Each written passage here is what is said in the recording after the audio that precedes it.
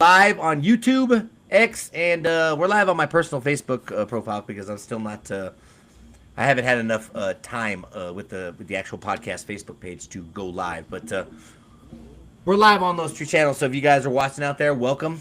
Just want to take a moment to say a little something about a good friend of ours who passed away 2 days ago. Kyle Loftus, a legacy. Of course, it closed on me. A legacy beyond the lens. We may never find the answers to the questions behind, but we can honor the path that he built. He was a visionary who saw the potential of motorsports before the world caught up, transforming a passion into a digital revolution. By paving the way for an entire generation of creators, he proved that a single voice could reach millions and that a bold idea could build an empire. His influence lives on in every frame of video and every life he inspired to dream bigger. In his memory, let us lead with kindness, reach out, listen closely, and hold your friends a little tighter. This journey is heavy and no one should have to carry it alone. Rest in peace, Kyle. Your light continues to guide the way. Just had to say that. Like I said, Kyle was if it wasn't for Kyle, I don't think that online motorsports media would be what it is today. He paved the way for content creators to do. I mean, look at Cletus. He's got millions of followers. 1320 Video has 3.8 million followers on their YouTube account. That is absolutely ridiculous. And 1320 is a powerhouse, a absolute media powerhouse. So this episode is dedicated to Kyle. Like I said, our thoughts and condolences go out to all of his friends and family, his mom, and everybody at 1320 Video. So let's get this one started. We are live with Trent Work and Gary Wheeler Jr. of the Grand Prix Autosport.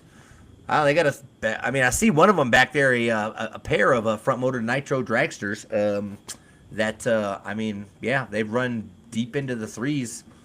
So it's a pretty cool, close-knit operation over there. I know Trent is new to the driver's seat of the nitro car, but he has driven and owns a front motor dragster called the Side Chick. Is that correct?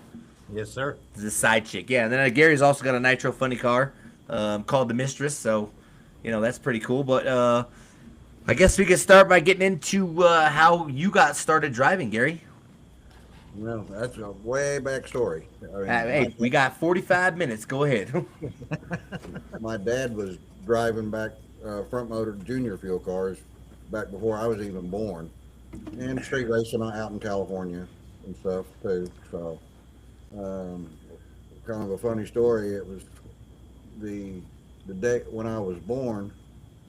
When my dad picked me and my mom up from the hospital, the dragster was on the trailer out in the parking lot. We left the hospital and went straight to the drag strip. So nice, very nice. Say I was born and raised into this deal, and got racing in my blood. Didn't really have a choice in that matter. So, and then I think that's the best way to be involved in the sport, is having it. Like I said, it's something that you're born into, and that's the greatest way possible. Oh yeah. And he drove junior fuel for many years. Had several of the old Woody Gilmore cars, had one of Tom Hoover's old front motor cars and whatnot, and drove those front motor cars for years.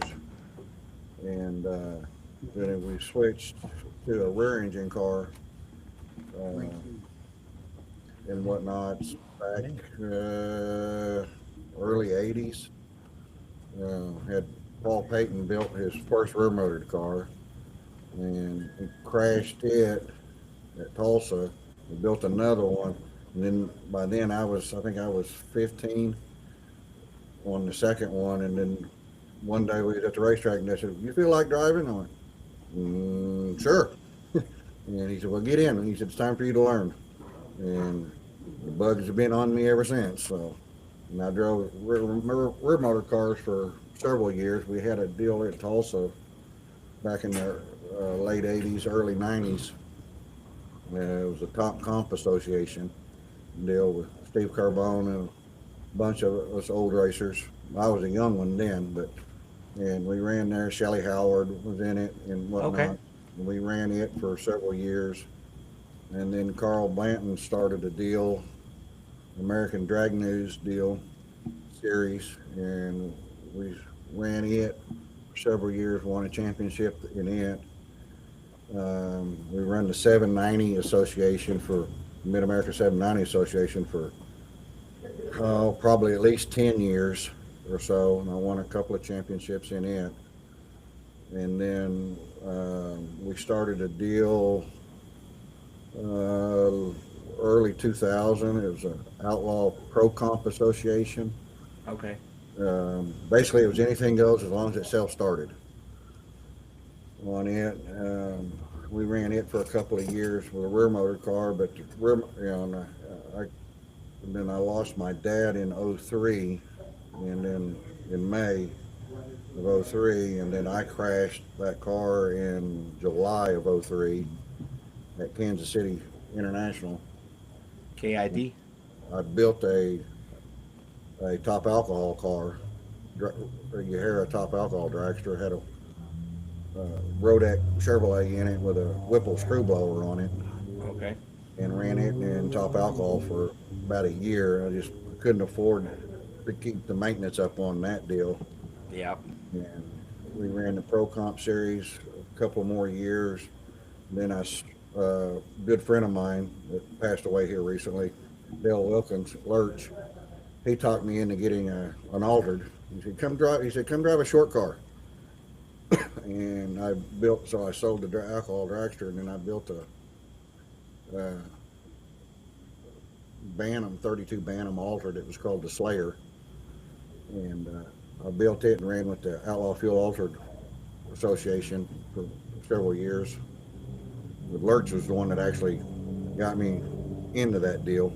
Yeah, the Hemi Hunter. Yeah, oh yeah. Yeah, both were Chevrolets through and through on that. And then one day, I've known John at Grand Prix since I was in diapers sitting on his counter. And he called me one day and said, hey, I'm wanting to build a nostalgia A-fuel car. What do you think about driving it? I said, sure. Where do we start? He goes, well, I don't even have a car yet. So we spent a couple of years building the car, and then I started driving for John. We ran the A-fuel nostalgia class, injected nitro deal. Yeah. For about 8 or 9 years on that. And this is actually the car right here that I started in. We started with. That Trent's driving now. And then I took a few year hiatus with some personal issues. And then John asked me to come back. What is it, 6, 7 years now? That'd be like 18, I think, 18, 19? Like 18 or 19. Yeah. Okay. He asked me to if I'd be interested in coming back and driving for him again, which I jumped at that chance. Still running that car as an A-fuel car. And then we was able to purchase the car from Chuck Tanko, and we converted it over to the A-fuel class. And then this car here, we converted, that was the A-fuel car, the original A-fuel car, we converted it over to the Heritage legal top fuel deal. And, had a lot of fun with both classes. It just got, the Heritage series just got to where, with our location, it just, most of them are out on the West Coast. Right. A lot of California type stuff. Yeah, we'd have, for a lot of years, we had one at Tulsa and one at Bowling Green. And we'd make the trip out to Bakersfield twice a year and everything, but it just got to where it wasn't cost effective for us to do it anymore. Yeah. And then luckily the Nitro Chaos series and the Funny Car Chaos series with Chris and Tara came out, so we tried our hand in it with the A-fuel car, injected nitro deal, and we kind of seen the writing on the wall that wasn't gonna get us where we wanted to go. Right. So we ended up turning the current A-fuel car into a Outlaw top fuel car in 23, and kind of basically parked this car as the Heritage legal car on it, and started running with the Chaos deal. And we had a lot of good luck in 23. I think we made 4 final rounds and won semifinals, and ended up beating Megan Meyer out for the inaugural Nitro Chaos Championship. Yeah, I forgot. I forgot to mention that you were the champ for 2023. That's quite an accomplishment to come out there the first year of competition for Chaos. And I mean, there's some heavy hitters that run in Nitro Chaos. You know, like I said, you raced Megan Meyer, and I mean, there's some big guns in that Chaos, that Nitro Chaos part of the Chaos organization or whatever. But Oh yeah, there's super heavy hitters that come out there to race, and I mean, you bested them all, so that's got to be a good feeling, especially for you and the entire team to be able to go out there and your inaugural season in Outlaw Trim and just lay waste to all of them. I mean, yeah, it was fun to watch too. You know what I mean? it was kind of chaotic. I mean, 'cause it came down to the last race, last round at Lufkin. We went into that race 7 points behind Megan at the last race, and I ended up qualifying number 2 in the B, and she ended up qualifying number 2 in the A field. And going back to Dale, he ended up beating her in the second round. So I had to go to the finals to win the championship. I won the semifinals, which gave me, a couple of points. Got within 2 points of her. So I had to stage the car in the finals, win or lose, to win the championship Yeah. and everything, which was kind of fortunate because we had an issue Oh, yeah. with the motor going into the finals. We wasn't for sure if it was even going to start, but we was able to get it started and at least set the beams and win the championship. We didn't win a race, but we may have lost the battle, but we won the war.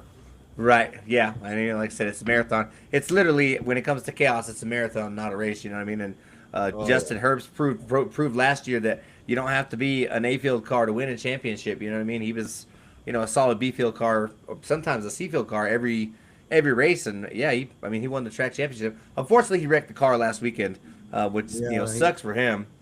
I seen him bouncing off the wall. Yeah, man, that was, and I spend a lot of time with Danny Smith, you know what I'm saying? So, and him and Justin are, always, with the back and forth banter, and, obviously they're really good friends. So it definitely wasn't fun to see, him end up like that. So, hopefully he's able to get it fixed. I know he's got another car, but that definitely was a hard lick, into that wall over there. But going back to the Grand Prix, Grand Prix is like is that like a high performance store out there in Oklahoma, or is it like Basically, yes, it's one of the oldest continuous running high performance parts stores in the U.S. He's been in business well over 60 years. Wow. And he's basically, Jegs and Summit and things like that. He's just Tulsa based. Yeah, local. Yeah. There's you can come into the store and it's like walking into history books.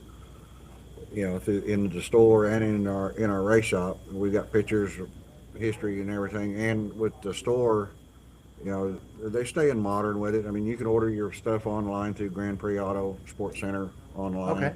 Cool. Order parts and everything. So he stays competitive with all the big companies too. So that's what helps fund these cars. Well, I can tell you that living in Albuquerque, we only have one high performance parts store. It's called Yearwood Performance Center, and it too has been in business for, I don't know, probably 60-ish years. And it's been in the same location. It's never moved. I mean, I've seen pictures of this place back in the 60s and 70s, and it was the only building on Eubank, and it's still sitting in the same place. A local racer named Jim Costa owns it.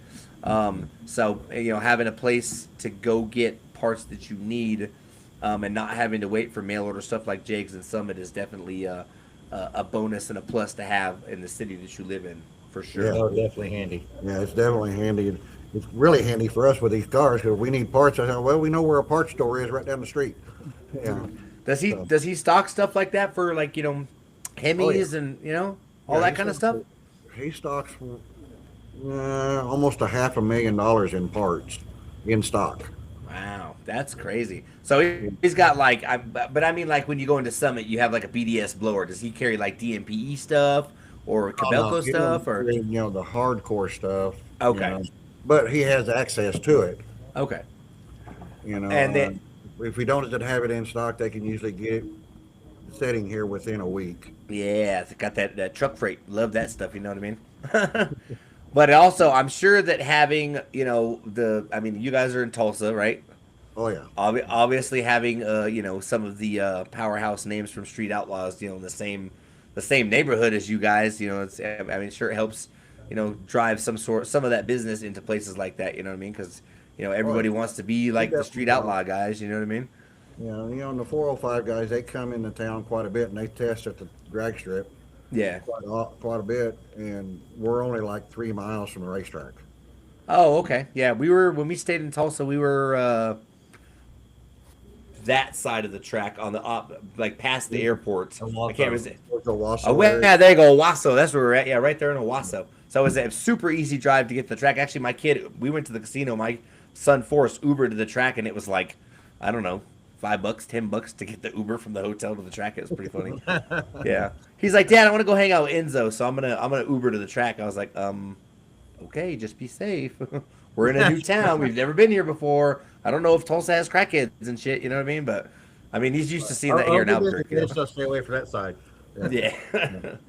Actually, John's store is like on the corner of Admiral and Yale, Okay. in Tulsa. So, I mean, if the fuel tanks were big enough in the cars, we could damn near drive them from the shop to the racetrack. Well, shout out to Grand Prix Autosport Centers out there in Tulsa. I know you guys got some sponsors that you want to plug, right? Oh yeah, we've got a lot of several companies that help.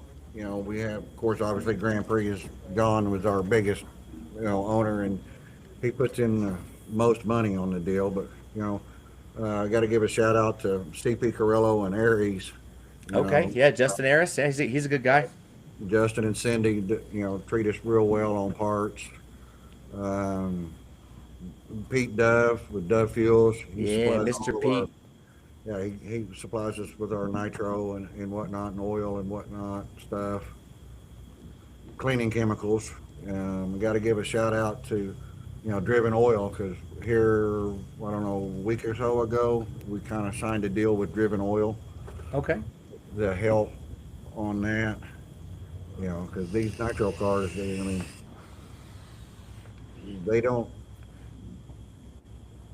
run on hopes and dreams. They run on cash and credit cards. Yep. Well, we try to stay away from the credit cards because that's when things really go wrong. But yeah, definitely, they definitely know how to eat a dollar every couple of inches. Oh yeah. And we have Randy at RPM data loggers. Okay, yeah, we run an RPM on our car too. Great, it's a super fancy system, and it's a great alternative to some of the more expensive stuff out there. You know what I Yeah. mean? And we have, we run the clutches and stuff, everything we run.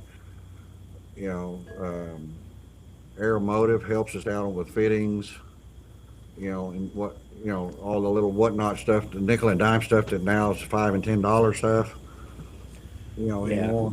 So, I mean, every little bit, every little bit helps, but, the way the economy has been and stuff like that, our biggest expense, you might say, other than the cars, is fuel expense. I mean, Yep. going and coming, going to the races and getting back and whatnot, as everybody knows, diesel ain't cheap anymore right now. It's $5.50 where I'm at. And yeah, and and with the nitro and the oil and stuff, those are, expenditures, and, NGK spark plugs. Oh, I bet you guys go through a lot of those too. Yeah, I mean, I go through basically on one run on my car, and it's basically the same with Trent's car too, pretty close. You 8 spark plugs a run, 5 gallons of oil a run, and anywhere between 10 to 12 gallons of nitro a run. Now- and it's one and done. I think somebody I was talking to, I don't know if it was Stringer or somebody that I was talking to out in it, said that that the price of nitro has gone down a little bit, as opposed to where it was last year. It But I has a seen little bit, but not I seem to remember Lyle or Ray saying something about something like $2,300 or $2,800 for a 55-gallon drum of is what it was last year, the year before last. It was the year before last. Yeah, it climbed way up there because of the tariffs and stuff, and hauling the nitro in from China. Well, the story that I got or that I've heard is that one of the reasons that the price of nitro skyrocketed is because somebody decided it would be a good idea to bring an executive from one of the nitro producers into an NHRA drag race, and as soon as he got there on the second or third pass, a nitro funny car went down and it blew the body 30 feet into the air, a huge fireball, and that guy said, "I don't want nothing to do with this. I'm good. I gotta go." I don't know if that's true or not, but if it is, it's a very funny story. Yeah, I can believe that. I wouldn't doubt that one bit. You start getting, playing the politics games with this stuff, and all it does is hurt the racers. Yeah, with this, man, I'm a huge advocate of keeping politics as far away from drag racing as you can get.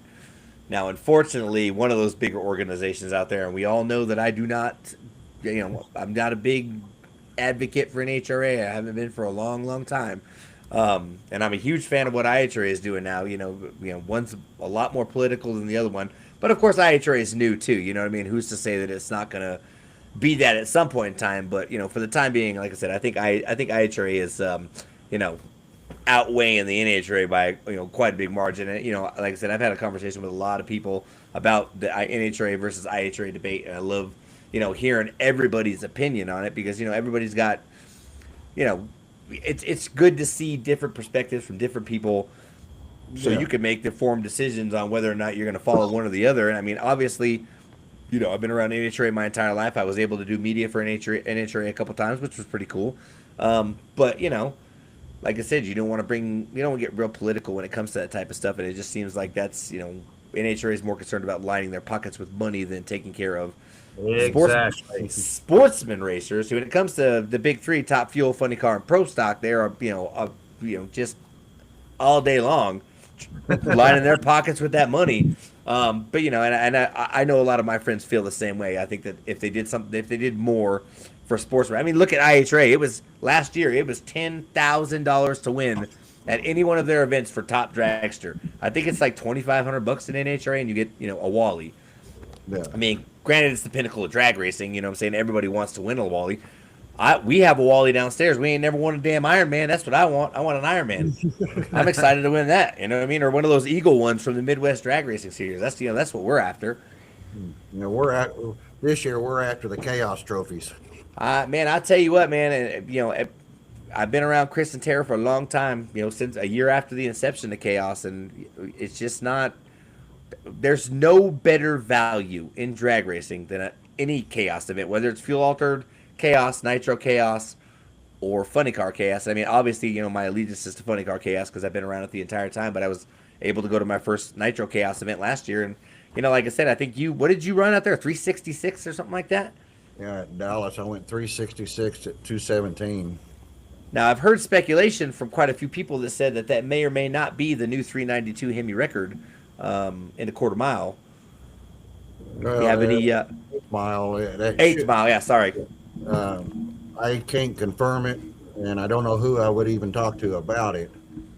But as far as I know, Mindy Fry set the record in the Heritage Legal class. I think she went 5:49 in a quarter. She ran 3:67 at right at 17.0 or something like that when she set the quarter mile record. And at the time, that was what I was told was also the 8 mile record too. Okay. For 392. I'm sure we'll have to. Hey, I'm sure we got some. You know what? That sounds like a great thing to bring. We can get Lyle Greenberg to.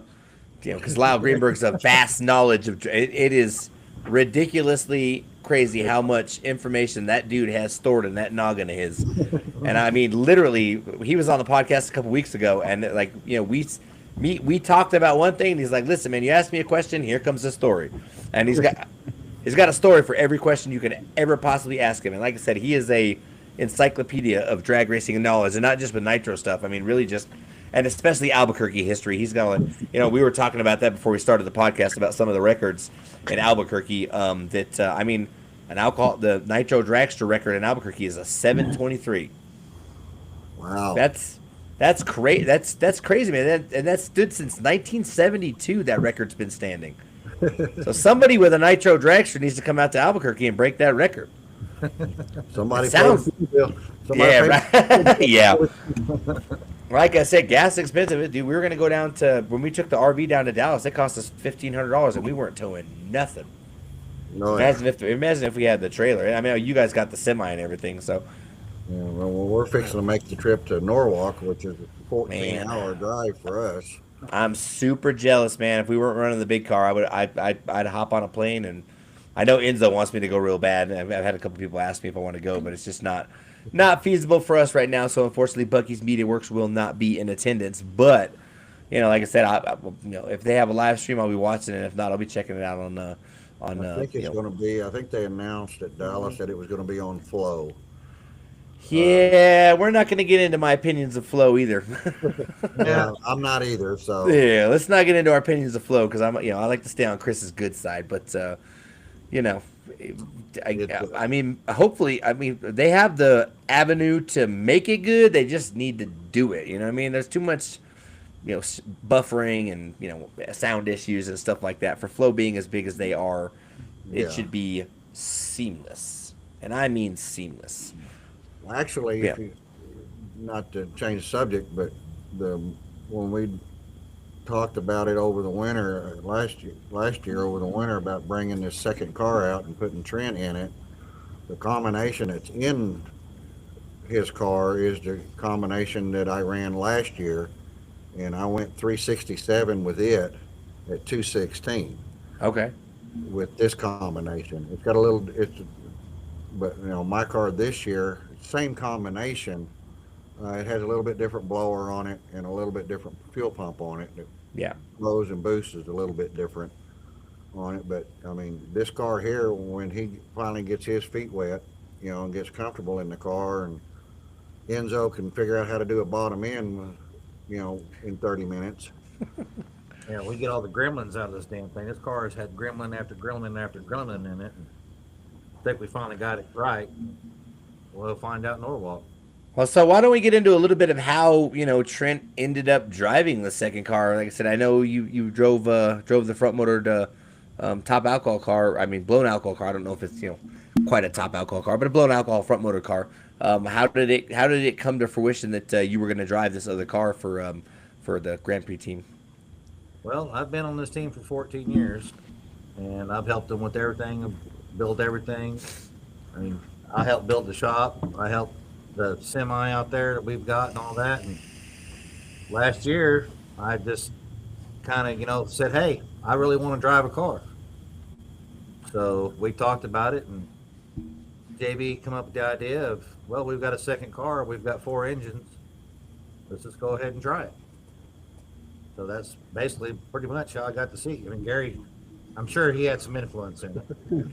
So, well, being on the crew for 14 years, like I said, being seasoned in that type of work, and plus having your own race car probably made it a little bit easier of a decision. It's not like they're going to throw the keys to somebody that's never been in something like that. So the experience is definitely a plus on that side of it. But I know that out there in Ennis, like I said, Gary was doing pretty good. And I mean, you made a couple licks. How many passes have you made in that car?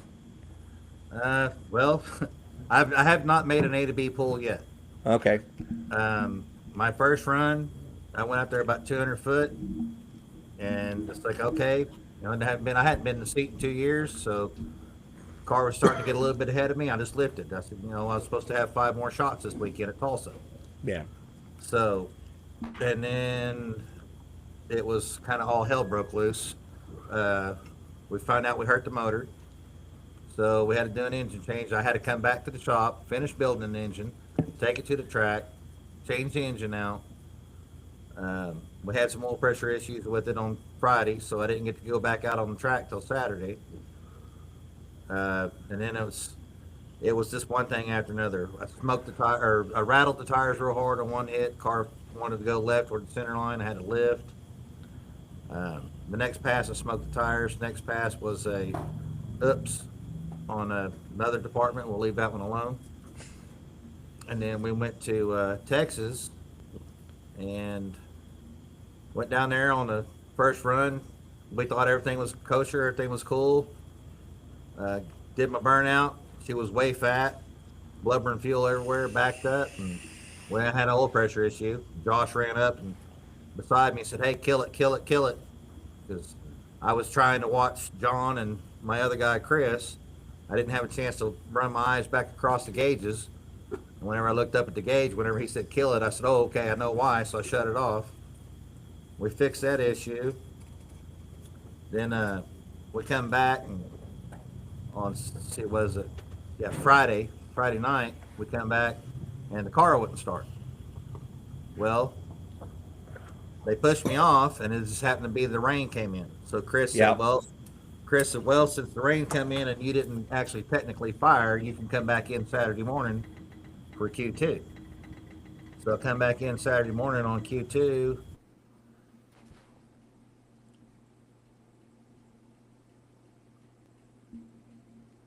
It's going to kick me out. All right. Well, I think that the program kicked him out. I'm not sure.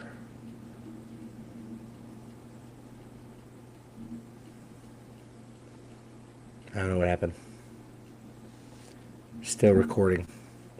Yeah, so it looks like it kicked them out. So we'll give it a few seconds to come back in. I apologize for the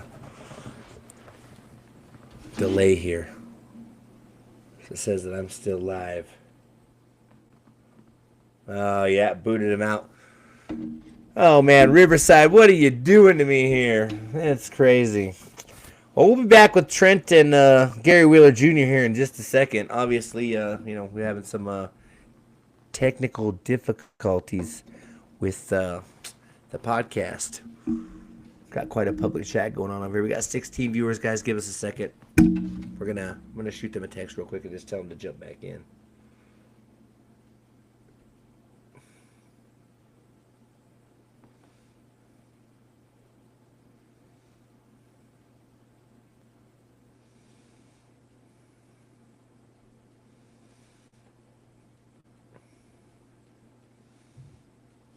I guess it's a great time to tell you guys about next week's episode. We are going to do Fuel Altered Chaos preview show, where we're going to talk about Fuel Altered Chaos in Tucson next weekend. Some of the entries and just talk about Tucson Dragway, and we are also going to do a IHRA recap show. Ryan Hill, the driver of the Nitro Bandito Fuel Altered, will join us live, and maybe, just maybe, we might get Mad Maxine on the show for a few minutes. Hasn't been confirmed yet, but we're all anxiously anticipating Mad Maxine coming on the show. There they are. Hey, everybody's back. Eric said they got that cricket service. That's funny. Mr. Eric, man, I love Eric to death, man. Him and Nicole have been such great friends of mine for all the time I've been doing Chaos. Really, I mean, ever since Brandon bought his funny car, I mean, I've been, friends. I talk to Eric almost every day. So, shout out to Mr. Eric for being such a good friend. So, anyways, back to Chaos and Ennis. I don't know where you lost me at. You were talking about not being able to fire the car, and then Chris said, "So since you didn't fire, you can come back on Saturday," and then it went blank. Okay, well, we came back in Saturday morning, and car fired up, went out there, did a burnout, everything was beautiful. It's like, all right, I'm going to lay down an A to B pass finally, because this car has just been pissing me off. So, and go out there, I hit it, she goes great, and then all of a sudden I can't see.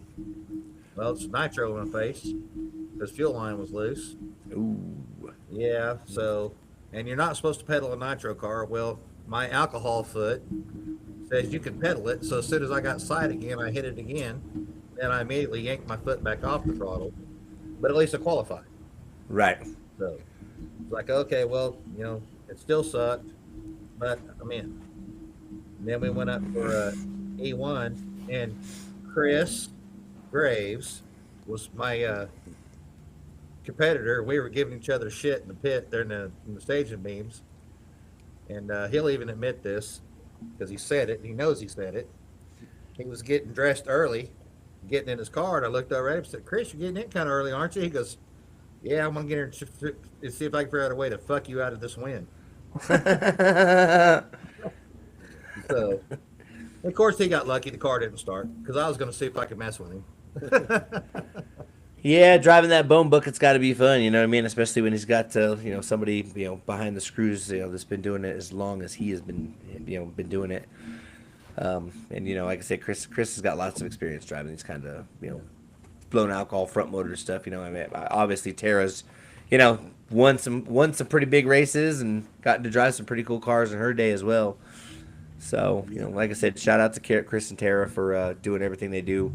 Oh, Like I said, I can't say enough good things about Chaos. Like I said, it's there's no better value for your money. But what I would like to do is where's that big-headed kid back there in the background? I know he's sitting over there somewhere. Where's Enzo at?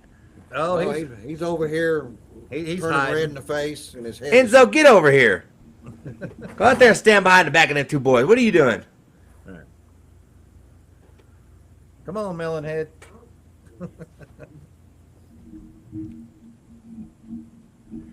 What is up, Enzo? What's up? How you doing, buddy? Good. So, for people who don't know, why don't you remind everybody who's watching the podcast how old you are? I am 15. 15 years old. Yes. And I've known you since you were, 7 or 8 years old, something like that? Yes. Yeah. I remember one of the best stories I could definitely tell anybody about Enzo is seeing him in the pits at North Star Dragway, and just we were just hanging out, and every girl that saw him was like, "Oh my God, he's so cute! Look at him!" The funniest thing, I've ever witnessed in my life was watching that go down at North Star Dragway in Oh yeah, Eric says you were on your phone, dude. Put that shit down, bro. What are you doing? It's gonna rot your brain. Hey, I was sending my mom TikToks, to be fair. That's funny. That's exactly what Nicole said too. She said he's sending me TikTok. That's funny. So, bottom end guy on a nitro, a front motor nitro car. You did some bottom end stuff on Brian Lewis's funny car as well. Mm-hmm. So, like I said, how are you enjoying that type of work, man? Man, I love it. It is so much different than the alcohol stuff, and I enjoy it, honestly, a lot more. Really? It's been awesome working with Josh and Gary and Trent, and getting to learn the ropes of nitro stuff. But I definitely enjoy it a lot. Well, definitely. Hey, listen. One piece of advice I can give you is definitely keep your head down and learn as much as you can. And maybe just someday, like I said, maybe, just maybe, they might look at you and say, "Hey, bro, you want to take this thing for a lap?" I wish. Hey, if Gary told you right now, get in it, we're going to fire it up, and you go make a pass in Tulsa, what would you say? Absolutely. Of course. Well. Starts, then they might have some. Oh, no, it did it again. Oh, no. He is the cutest. Oh, man. Oh, listen, man, them guys over there with that cricket service are having serious technical difficulties today. And I'm surprised because usually we're the ones that have the technical difficulties, and I end up getting booed out.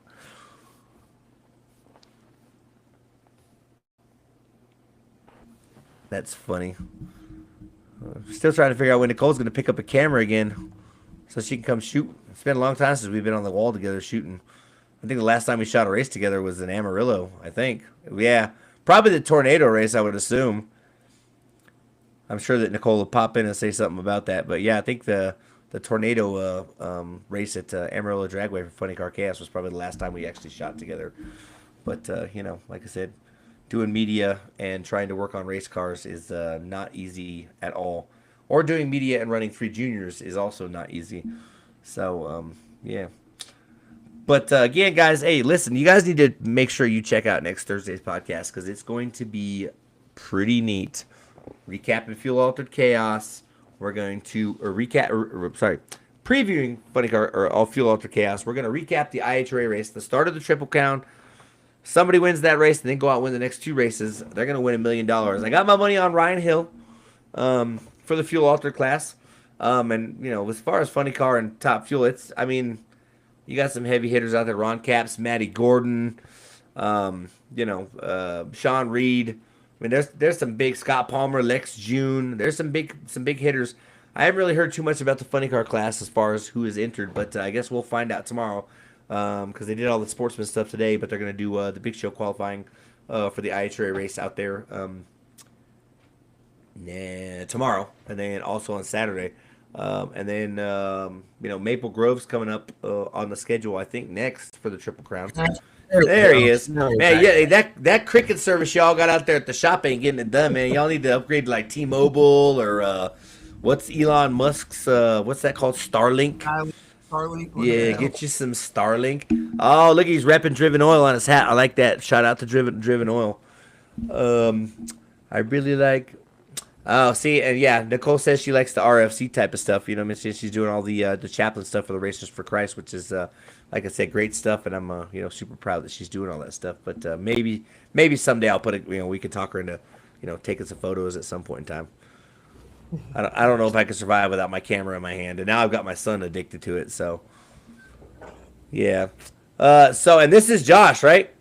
Yeah, Yes. Josh. Yeah, Josh. Josh, how long have you been with the Grand Sport team? So I started with Brandon too in 2000. Oh, on the Pro Mod.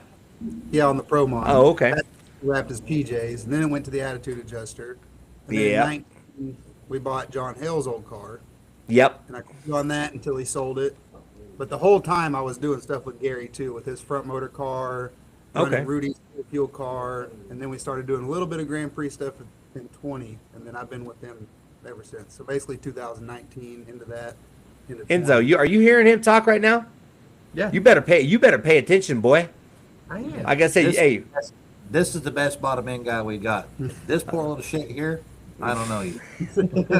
like I said, hey, you pay attention to that. And like I said, bro, to be 15 years old, to be 14 years old, and starting on the funny car to where you're at now, and what you have to look forward to over the next 20, 30 years. I mean, like I said, dude, you could go on to be, like I said, on some of these massive top fuel teams and be able to travel the country. And I mean, you're already traveling the country, but you know what I mean? The opportunities that you have in front of you. And obviously, I mean, like I said, you're grabbing that bull by the horns and riding the shit out of that motherfucker. So, like I said, I'm super proud of you. I know your parents are super proud of you. Like I said, everybody. Yeah, I mean, obviously, look at you. He's been You're laying over the there. cars with me since he was probably 7, 8. I mean, Yeah, dude, you're over there working on top. Brandon's Pro Mod. I mean, his head was 20, but he was 7. All right. See. Says, huge shout out to Josh. He's blessed Enzo with the best knowledge in the world. Josh, Eric says that you have blessed Enzo with the best knowledge in the world to put Enzo where he's at, along with Josh's brother Richard, who was the bottom end guy on our Willies and Funny car. Oh, did I meet Richard in Tulsa, Enzo? Yes, you did. Okay, all right. Yeah, I don't know which one he was. I met like 3 or 4 guys, but Yeah, him and Josh have taught me so much about these motors. It's insane. I appreciate both of them, and definitely lucky to have these two. Well, everybody, honestly, to show me how these things work and give me the opportunity to work on them. And becoming, hey man, like I said, you're well on your way to becoming, a pretty good tuner. Like I said, that knowledge is gonna stick with you forever. Retain as much as you can, dude. Because like I said, I wasn't doing that at 15. I was getting into trouble at 15. You know what I mean? I was doing drugs and, that same old ticket. You've heard the stories before. But hey, so I guess I don't, man. Eric must know everybody down there, dude. I mean, dude, it seems like that guy knows just about anybody and everybody. You know what I mean? anybody that's worked on a car in Tulsa, Eric probably knows, honestly. Okay. He's literally car or bike, yeah. He ran the bikes for a long time, and Yeah, and I know Brian also ran a bunch of bikes, so I'm sure that's like I said, the racing community. It doesn't matter if it's circle track, bike, drag racing, AMA, motocross, monster trucks. like I said, I know people from pretty much every facet of racing, but it seems like that racing, I guess the racing genetics seems to bring people together in a better way than, a lot of, take football, for example, where, people are always beating women and talking shit and doing drugs, getting into car accidents and killing people. And, you don't hear about drag racers, like I said, beating people up or beating their girlfriends in a hotel room or something like that. I don't think I've ever heard of a drag racer that got, put on the news and ousted from drag racing because he beat his wife or something. You know what I mean? Oh, Nicole says we ran into racing people he knew at freaking Disney World. Figures. Yeah, That's true. figures. That is very true. We did Yeah. run into a couple people in Florida. Yeah. Figures, yeah. I ran into a couple racers in Vegas, but there is a drag strip in Vegas. You know what I mean? So, Yeah.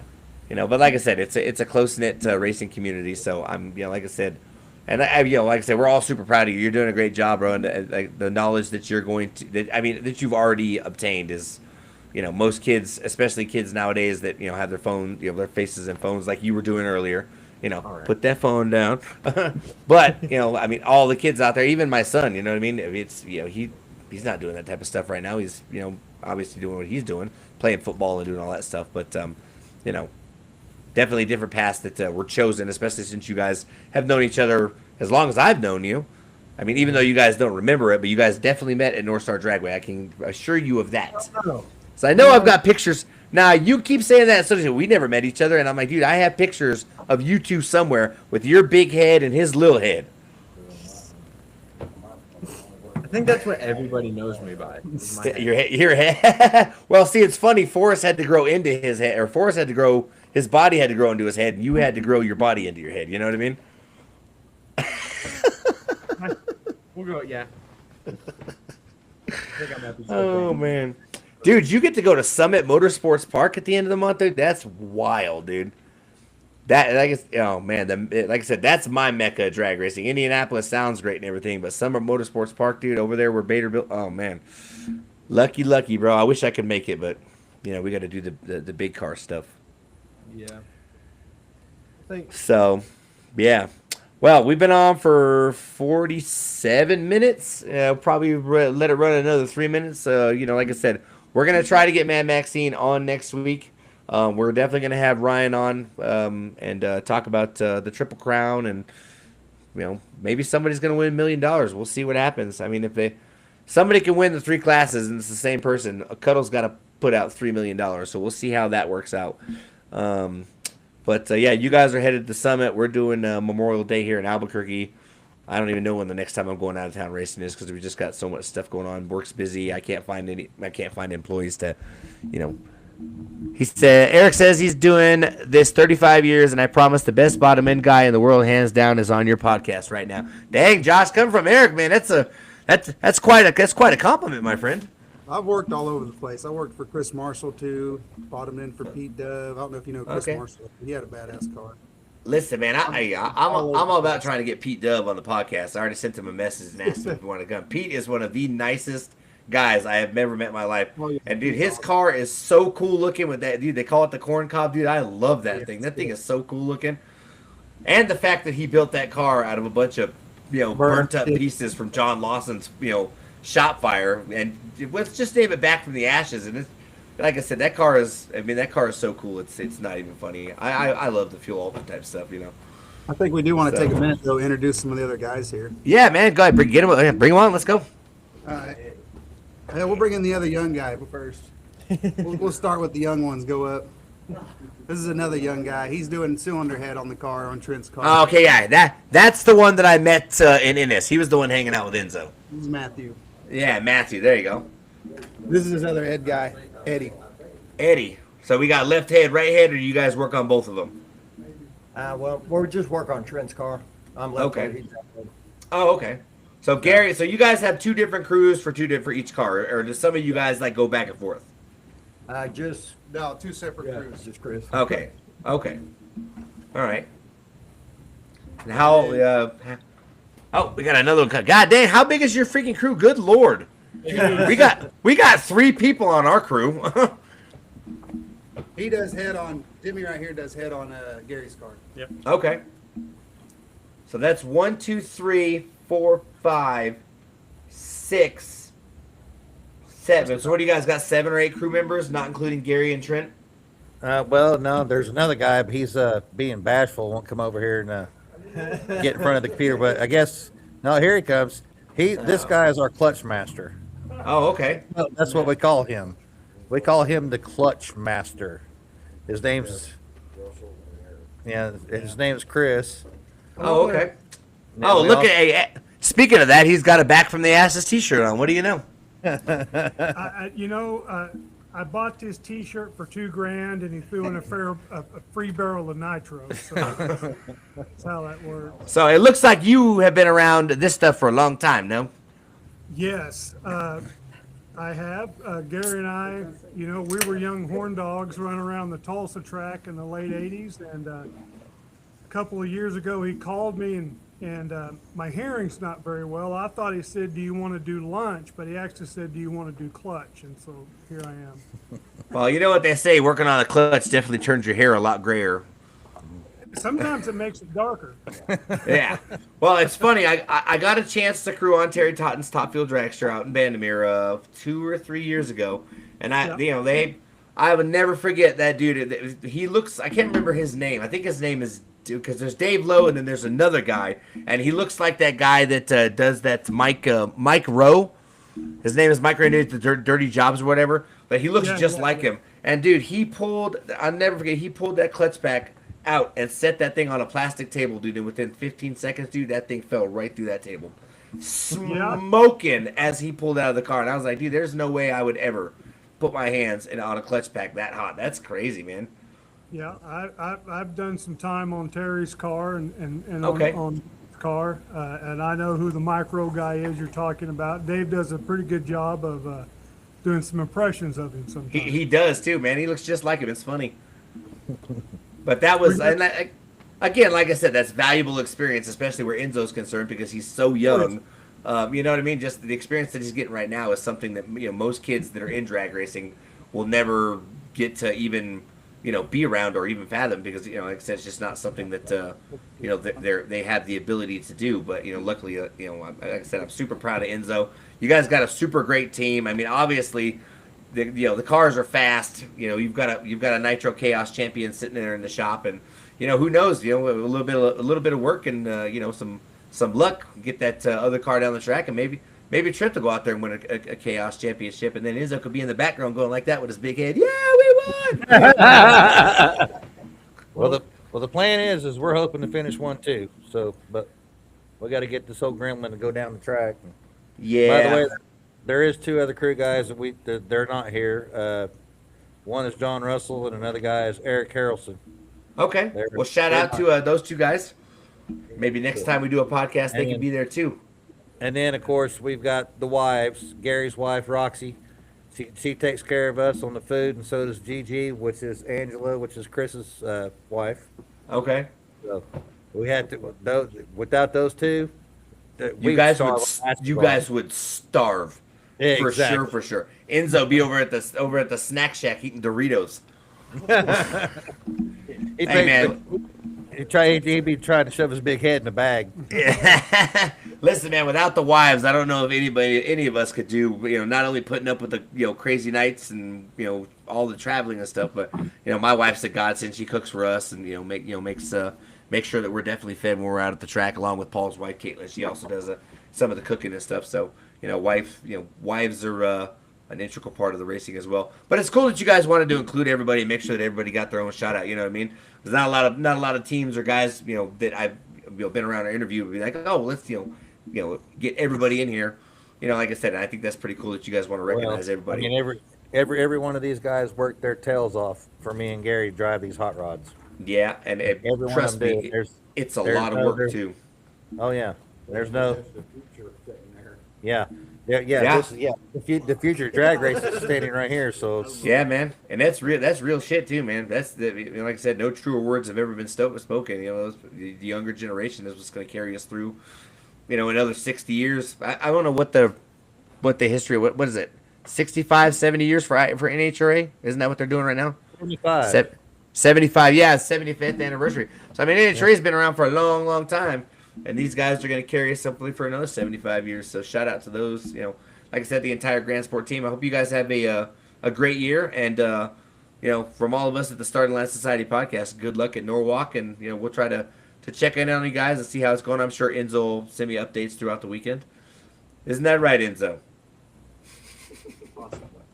Possibly. Good Lord. Oh, you know what, dude? This is actually the most popular chat that we've had the entire time I've been doing this podcast. We got 35 comments. Yeah, there's a lot of them. Cade Long, somebody's kid. That's mine. Oh, okay. Yeah, I mean, most of it was Eric and Nicole. Yeah, imagine that. Yeah, right? Checking in on Enzo, making sure he's not getting in trouble. All right, guys. We haven't taken him that far out of state yet to get him in trouble yet. Oh. I mean, I'm sure Enzo could find his own trouble anywhere. You know what I mean? Yeah, in the kitchen or something, lighting something on fire or something. I'm just kidding, Enzo. All right, guys. Hey, this has been the Starting Line Society podcast, and that's the Grand Prix Autosport team out there in Tulsa. And I'm trying to find my exit theme here. There it is. So we'll see you guys right here next Thursday. Again, we're going to have Ryan Hill, the Nitro Bandito team. But you guys have yourself a wonderful weekend and good luck in Norwalk. Hey, thanks, man. Thank you. Yep. Hey, we'll see you guys later. All right, have a good one.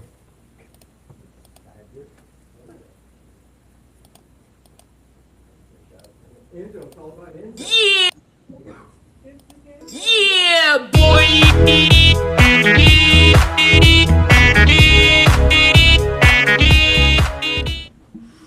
See you guys later. See you, man. Thanks, man. Yeah.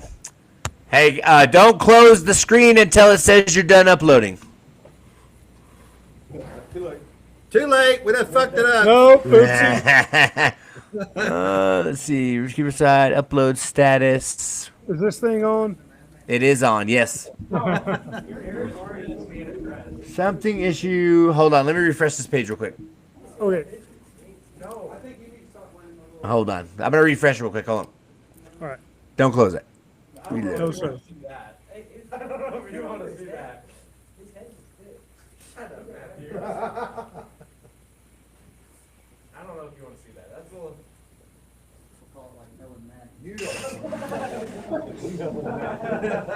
Oh, it's still